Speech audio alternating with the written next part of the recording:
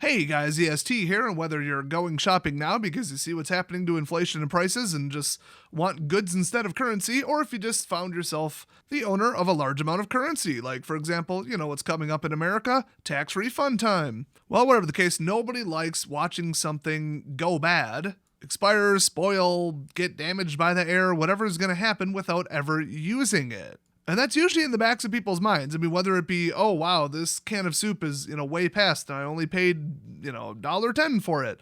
Yeah, it's not worth the risk to my health. And then you toss it. It's like, well, that is so horribly, unbelievably wasteful, both economically and just like morally. So I'm not saying eat it, but I am saying that I just made a list of the things that never expire. Once you buy them, that's it. They're good on the shelf for very close to eternity. Oh, and I guess I should mention that I already made an eternal food storage video. It's not really about food storage, it's just about foods that do store with an indefinite shelf life. Stuff like coconut oil, pure virgin unprocessed coconut oil, or unrefined, I should say. Honey, obviously, who hasn't heard of that one? Certain types of coffee grounds, because they're freeze-dried, actually. Soy sauce, certain dry goods, a couple other things. Go check out that video. It was all in the context of food. So for this video, I'm going to hit non-food.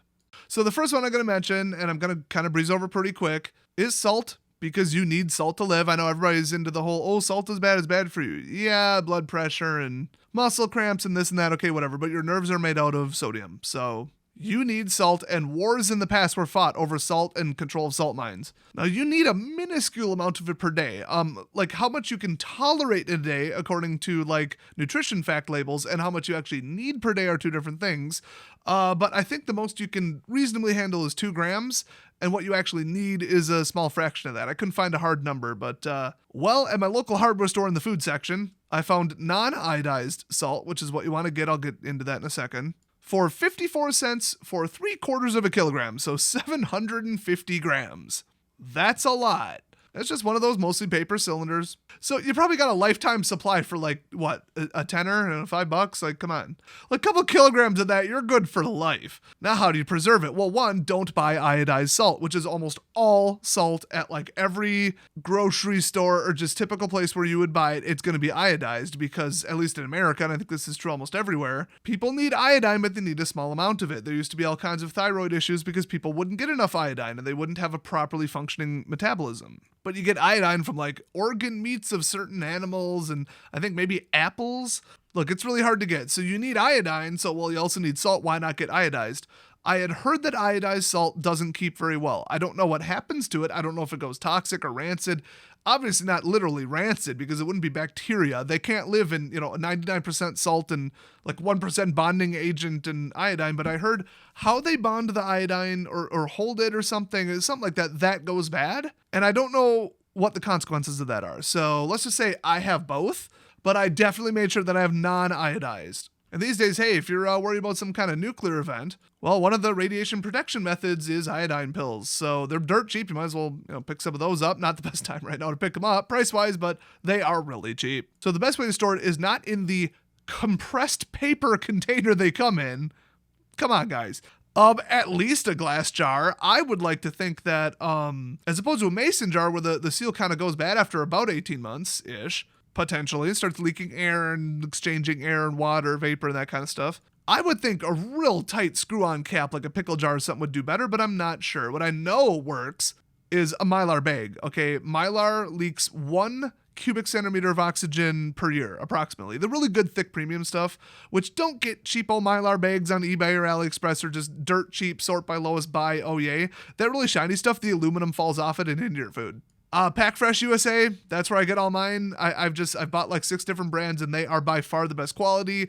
And it's like, I don't know, like 28 cents a bag or something in bulk. Depends on the size, but 1 quart bag full of salt is like a lot. And for the record, Pack Fresh USA is on eBay. So not sponsored or anything, they're the best and I'm shouting them out. Simple as that. You don't need to pack it oxygen free because that's supposed to kill like bacteria, but you know what else kills bacteria? Salt. Now, will an oxygen free environment stop, iodized salt bonding agent from breaking down? I have no idea. I don't know how this information is on the internet. I guess just nobody tried it. But what I would do is either pack it in ultra low humidity and or put a desiccant in there, which is of course a water absorbing compound. Those little things found in pill bottles. And you can get a whole bunch of them sealed for like nothing. So grand total enough salt to live on, plus the bags, plus, a hair straightener to seal it. Look up my how to seal Mylar bag guide thing on this channel. I mean, you're looking at $7 maybe for like an entire supply of salt for your family. So yeah, get that done. That's the kind of thing where you leave it in a bin somewhere, you move with it, you keep it forever, and 50 years later, it's still good to go. It's kind of nice because one of the things I bought at the very start of the pandemic was allergy medication. And I know darn well that it realistically, truly does start breaking down, working less, and just possibly going completely off and being unsafe to take after like 2 to 2.5 years. It just is what it is. Even stored and sealed in the original bottle, that's true. So still, I'm like, my allergies are so bad. They're way past what a normal person has. I don't want to get into it, but I would find it very difficult to live without some sort of, allergy medication. So I dropped like $25-$30 on a year's supply, and it has expired approximately right now. I'm not very happy about it. So I bought it, didn't use it because I bought about, between all of them, like 3 to 4 years worth, and then only used 2 years worth. And now the rest, it's just not safe to take. But hey, don't go to the drugstores because you don't know how long that's been on the shelf and in storage. And honestly, even the temperature controls in some of the stuff makes me a little suspicious. Not that randos on eBay selling it in bulk imported from another country are that much more reliably sourced and well handled, but let me just say, I found you type in the chemical name of anything you need, oh boy. Throw that in a Mylar bag with a desiccant and an oxygen absorber and keep it as cool as possible, but above freezing. That is about the best you can do if you need to preserve medication. But that's the kind of thing that just bugs me because I know darn well how much I spent on that. Some of you might consider it a lot, some of you might not. I do because I'm broke. But it's just watching stuff like that sit on the shelf just in case I need it, and then watching it go bad and never get used, I hate it. That's why I'm making this video. So next up on the list, borax. This entire video could be about borax. You could look up all kinds of articles with uses of borax, how to do this, how to do that with borax. But I will tell you, anybody telling you to eat it or ingest it in any way, get off that website as quick as you possibly can. Those people are lunatics. You should not do that. It has no use inside your body whatsoever. Sincerely, every scientist ever. So the big ones are laundry detergent. That was like the number one use when it was first invented. And spoiler alert, liquid soap, laundry detergent, it can last pretty long, but the plastic container won't. And, it evaporates, it dries, it kind of turns into a gel. You could probably rehydrate it. It is a fairly, resilient molecule. I think ultraviolet light will break it down because I'm just assuming because it's a complex molecule. Long chain molecules like to break. That's just what they do, and that's what UV light is good at. And borax, I'm not sure. I mean, it is white and reflective and already a powder, but I would keep it out of sunlight. But other than that, I think it's actually not only heat resistant, it can be used to put out fires, and some places use it as home insulation. So these days it's more of like a laundry booster that does one particular thing, but I know people can just straight up use it as laundry detergent in case of an emergency. And one of the most overlooked things in the prepper community is being able to wash your clothes, okay? Stop getting your cues from Hollywood movies and Walking Dead where all their clothes look amazing. It's probably sponsored anyway. I mean, honestly, who was cutting the grass in the backgrounds? Why do they have model year cars made after the apocalypse? So once again, don't get your cues where you could just wear the same clothes for a month and you're fine. Yeah, if you like skin diseases and fungal infections and bacterial issues, sure. Back in the real world, look, there's a reason that people, even going back like 1,000 years, would wash their clothes because they had to, okay? They didn't just like being clean. It was a medical thing. Now, the other thing, okay, let's say you got a garden and you have no access to pesticides or anything and pests are ruining your crops. What do? You plant corn, guess what corn attracts? Ants. I had no idea until ants attacked my corn. They ruined an enormous percentage of my corn in just a couple days. And then you know what they do? They spread, they hibernate, they stick around, they come back in higher numbers next season. So ants and a couple other things, they are attracted to borax mixed with sugar. And spoiler alert, sugar is the next thing on the list. You mix that together, they'll come up, they'll eat it, they'll bring it back to the colony, they'll die. Simple as that. And if you're like, no, I like modern stuff, high-tech stuff, okay, go buy some ant killer off the shelf, turn it around and see what the active ingredients are. Go ahead, do it. I won't spoil it for you.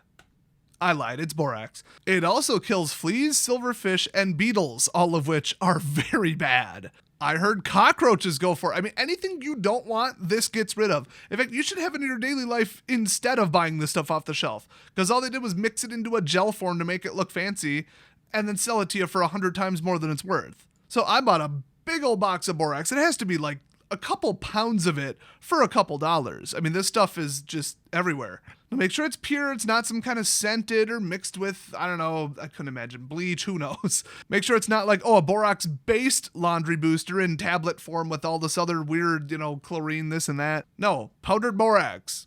In fact, if you got to go online on eBay, whatever, and just be like, I want 10 pounds of borax, there you go. The real cost is going to be the shipping. I would look locally for it, but make sure it is just 100% pure borax. You'll definitely find it at some kind of like natural store, but they usually jack up the prices. I would check just, really large grocery stores and sometimes even drugstores. So another big thing is you can just generally clean with it. When I say clean, I mean there's, I need to clean this. There's dirt, there's grime, there's grease, whatever. Okay, great. But and then there's like, I need to kill bacteria and viruses. Like there was raw chicken on this. I'm not actually sure if boron can kill like viral cells and stuff. My guess would be no. Oh, by the way, I had reason to walk down to my basement, and I just checked. 20 Mule Team Borax is what I have. It says all natural since 1891.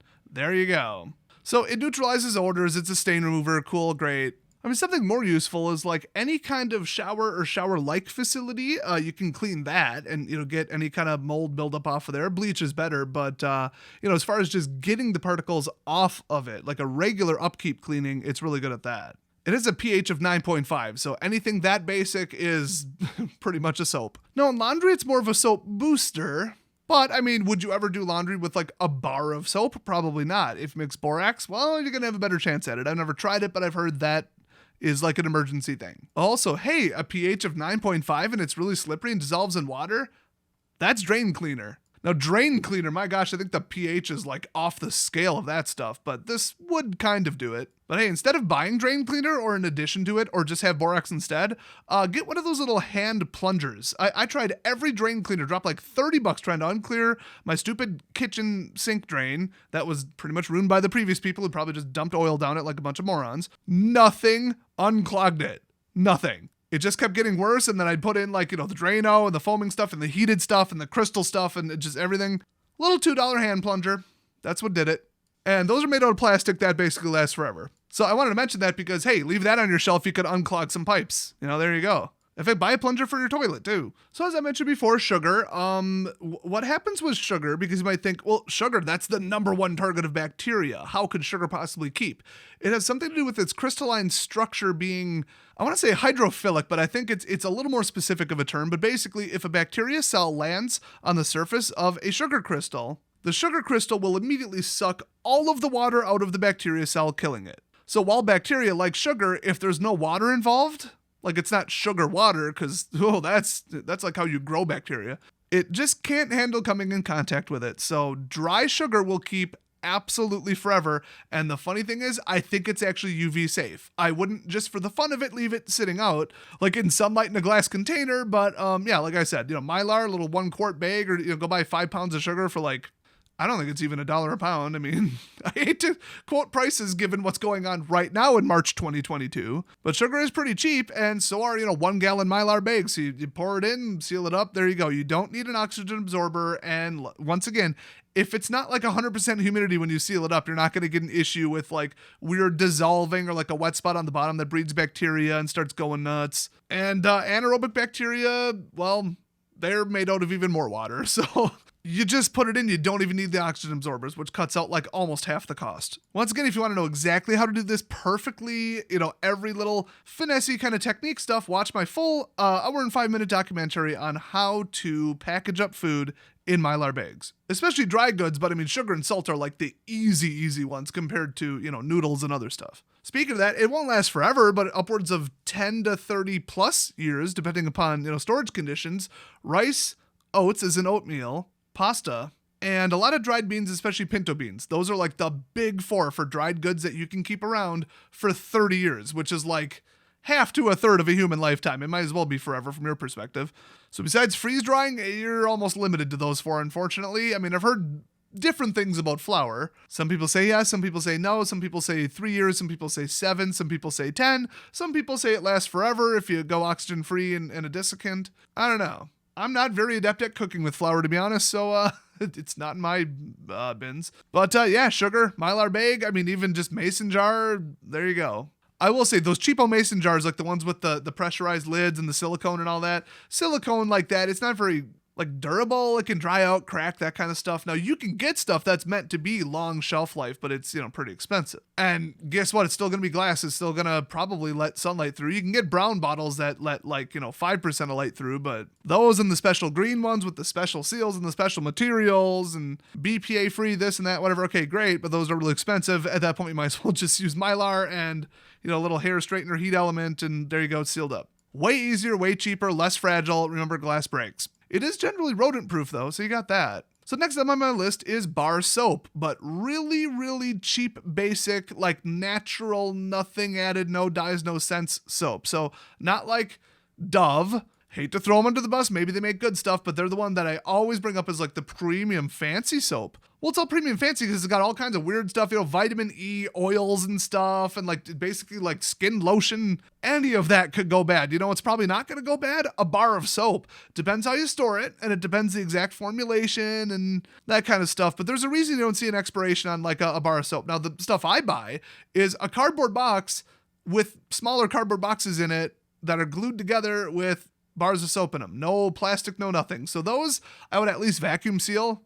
Throw them in Mylar. Mylar is a solution to everything. But really, you can take any plastic bag and just seal them in there, and it's at least just, it's not going to get wet. I mean, that's the big thing. Or get exposed to acids over time. Now, the other thing is, you ever seen with the old photo albums or currently like any kind of sports card or like collectible card game binders, they say this is acid-free paper. That is important because cardboard, I have no idea, but a lot of printed stuff, it's got a little acid in to preserve it. Well, soap is a base and acid is an acid, so I don't need to tell you that acids will screw up your bar of soap. But even, just like acid rain, which is less of a thing because of, diesel and sulfur emission crackdowns, but depends where you live. But you'd be surprised what stuff just in the air around you and stuff has a non-neutral pH. Even if it's like dust and stuff, so I wouldn't just throw it out there and just store it in the open air. But as soon as it's, away from the air and it's not circulating new air and it's not exposed to water or acids or anything like that, even just you breathing CO2 on it, I'm not sure if that's enough acid to screw with it. Probably not. Maybe just the surface over many, many, many years. But generally, you just put it in even like a Ziploc bag. And I don't like the Ziploc. If I'm going to do it, I'm going to get the knockoff cheap ones. And then I'm going to bypass the zipper, use an impulse sealer on it, which is like $30. And, there you go. Now it's in its own little airtight container full of plastic, which lasts, 1,000 years. And I don't know about you, and I don't know about next month or the month after it. Even the dollar store have been raising their prices, but at like CS and the dollar store, you could get like 10 low quality, but whatever, who cares, plastic bags for like $1. But if you want to see an impulse sealer in action and just kind of how they work, how to adjust it, my review of my other one, which actually hasn't broken yet. Everybody's saying they broke the heating element on the first day. They didn't wait more than 10 seconds, let the heating element cool down. Okay, I'm just saying. Yeah, they're worth it. They're like $32. They're absolutely totally worth it. I like it. But I do compare that to like the $3 one, the $30 one, and the $130 one, which you'll never guess which one won, but it was still sufficient. It's fine. I use it all the time. It's actually really good for storing seeds too. If you want, seeds to overwinter because you're sick of buying them and you get heirloom stuff and use them out of your own garden. Oh yeah, you just seal them in there. You don't need an oxygen absorber or nothing. You just seal them in plastic, wait 6 months, and then plant them. Man, you drop 30 some bucks on an impulse sealer, you're going to get your money out of it, and it helps you just basically waterproof anything. And instead of buying like expensive vacuum sealer bags or your big 1,000-foot rolls or whatever, you can just get any plastic bags around the house or even resort to just, generic bulk cheapy Ziploc ones. They're not very durable, but I don't know about you, but the last time I unboxed a laptop and actually a printer, it came with some pretty premium plastic. Very thick. In fact, you can just get sheets of painter's plastic, 3 mil stuff. It's like, $4 for like a lot of square feet of it. Plastic is not hard to come by. Just don't use contaminated used food plastic or something that stored something weird. Once you got the impulse sealer, you basically got unlimited plastic. Just look around. Just as an example, like my bottles of soy sauce in case they leak, because soy sauce, traditionally brewed in a glass bottle, has enough alcohol and salt to have a shelf life for forever, so add that to the list. That was actually the next item. Every segue in here is unintended. I'm even impressed with myself at this point. But yeah, I'll just put them in really thick plastic and then seal, and there you go. You just got a little seal around it, and then that goes on the shelf or in a bin. And then if anything happens to it, it breaks, whatever, it doesn't contaminate with sticky, salty goodness all my other stuff. But yeah, soy sauce, really, really, really good. And it contains salt, and it contains iodized salt, I would assume. And it's shelf stable because of the alcohol. So there you go.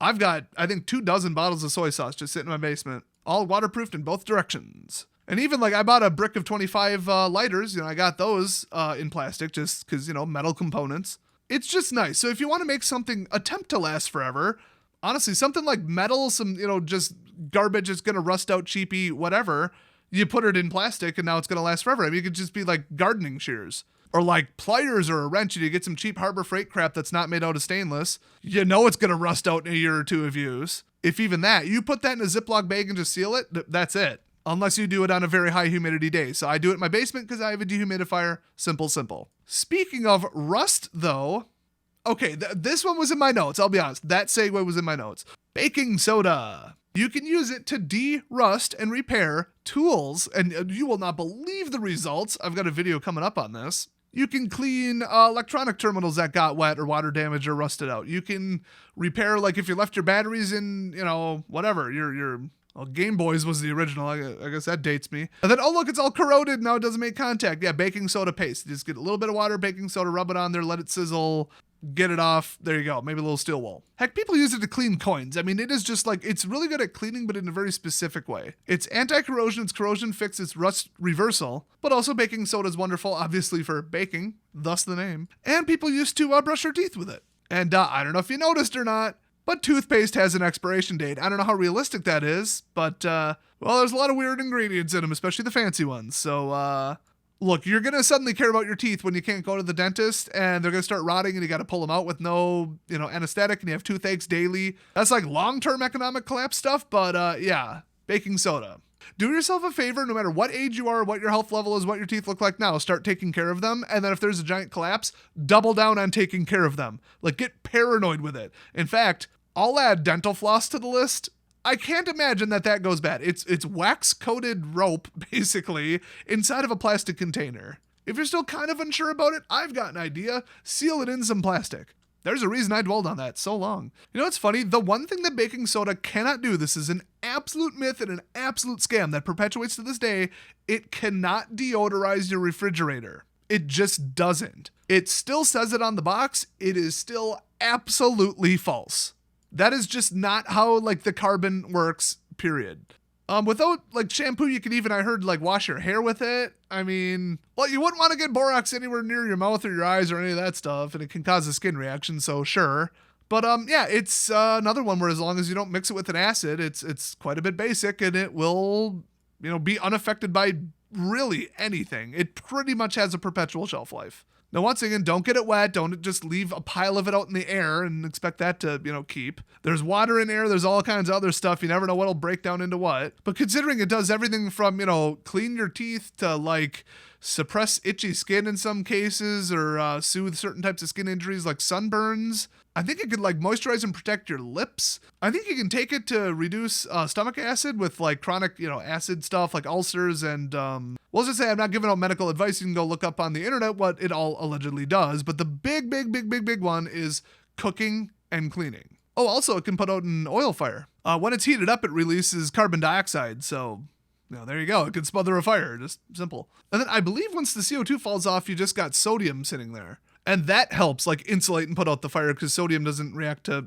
heat at all. And the one big thing that people overlook constantly, preppers overlook this, is fire suppression. And I mean, bulk baking soda, not the easiest thing in the world to find, but several pounds of it is not that much money, and it doesn't take up that much room. So store it similarly to anything else I said, and yeah, you'll be very glad you did, because you could put out fires, bake bread, and clean yourself, clean your teeth, everything in between. Just as is the norm with a lot of this stuff, don't buy one with additives or special properties with some big name brand expensive fancy ones, because I think they actually have a mix now that does deodorize your refrigerator, but it's mostly not made out of baking soda. You want pure baking soda with nothing else in it, which, I'd say ironically, but not really. It's exactly what I would expect, is the cheapest. So I did hit on the major ones and the kind of stuff that people tend to forget about.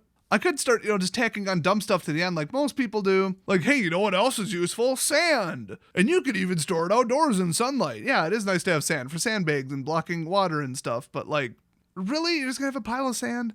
Some fertilizers are stable, but it doesn't matter. You're gonna run out and it's usually not enough for a full season. And long grade nitrates and stuff, besides being generally kind of dangerous, look, just compost properly, learn how to garden. I've got more videos on that actually. And yeah, charcoal, I think that pretty much lasts forever if you get it with no additives, but it's not even that hard to make with a gasifier.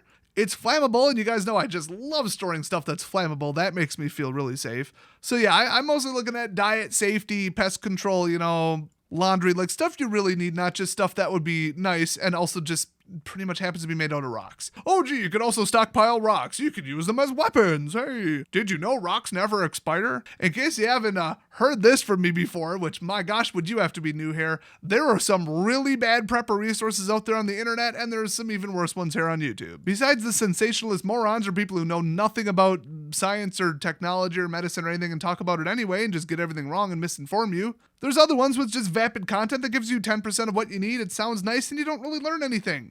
We do the opposite on this channel. So hit subscribe if you want some more good information. Check out the rest of my videos. And if you have an idea for a video that you'd like to see, leave it down in the comment section below. Thanks for watching. Happy shopping for all the relatively cheap items on this list, and I'll see you guys next time.